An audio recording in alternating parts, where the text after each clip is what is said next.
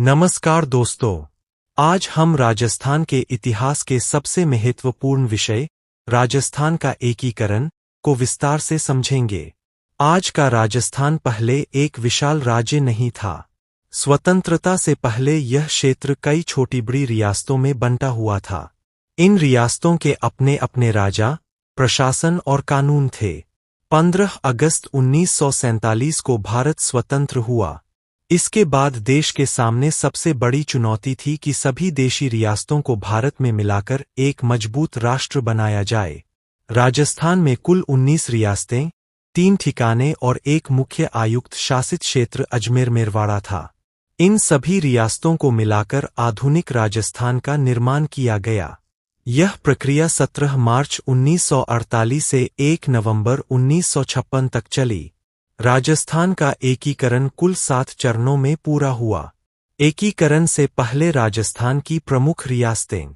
राजस्थान में प्रमुख रियासतें थीं: जयपुर, जोधपुर, उदयपुर, बीकानेर, जैसलमेर, कोटा, बूंदी, झालावाड़, डूंगरपुर, बांसवाड़ा, प्रतापगढ़, शाहपुरा, किशनगढ़, टोंक, अलवर, भरतपुर, धौलपुर, करौली, सिरोही। इन सभी राज्यों को मिलाकर राजस्थान का निर्माण किया गया। राजस्थान एकीकरण के शिल्पकार।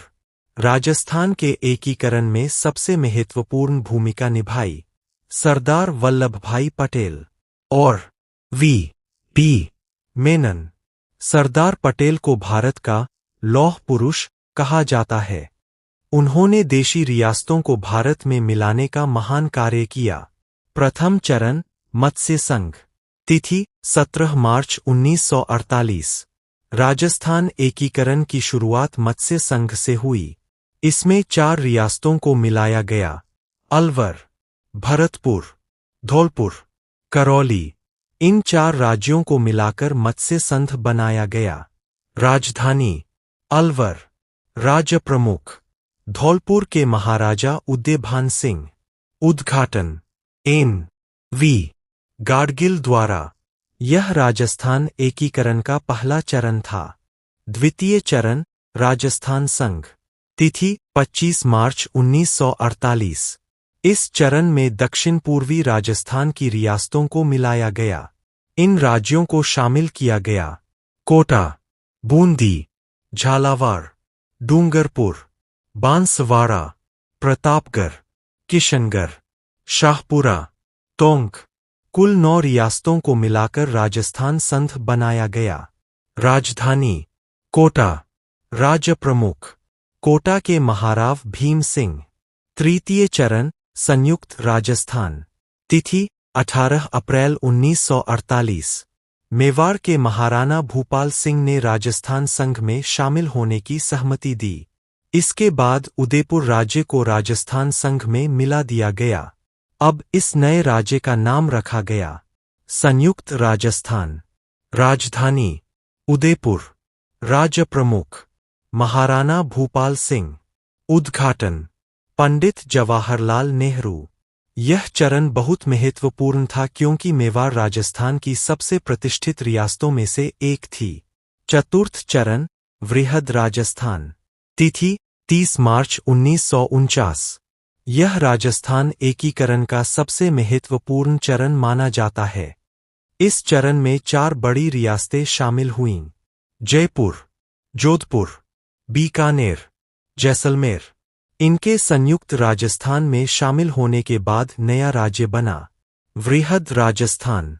राज्य प्रमुख जयपुर के महाराजा सवाई मानसिंह द्वितीय। महाराज प्रमुख महाराणा भूपाल सिंह। राजधानी जयपुर। आज राजस्थान दिवस 30 मार्च को इसी चरण की स्मृति में मनाया जाता है। पंचम चरण संयुक्त वृहत्तर राजस्थान। तिथि 15 मई 1949। अब केवल मत्स्य संघ अलग था। 15 मई 1949 को मत्स्य संघ को वृहद राजस्थान में मिला दिया गया। अब नए राज्य का नाम रखा गया संयुक्त वृहत्तर राजस्थान। इस प्रकार राजस्थान का अधिकांश भाग एक हो गया। षष्ठम चरण सिरोही का विलय। तिथि 26 जनवरी 1950। भारत का संविधान लागू हुआ। इस समय सिरोही राज्य को राजस्थान में मिला दिया गया। हालांकि आबू और देलवाड़ा क्षेत्र बाद में कुछ समय के लिए बंबई राज्य में चले गए थे। परिणाम, राजस्थान का क्षेत्रफल और अधिक बढ़ गया। सप्तम चरण, राजस्थान का पूर्ण गठन। तिथि 1 नवंबर 1956। राज्यों के पुनर्गठन अधिनियम 1956 लागू किया गया।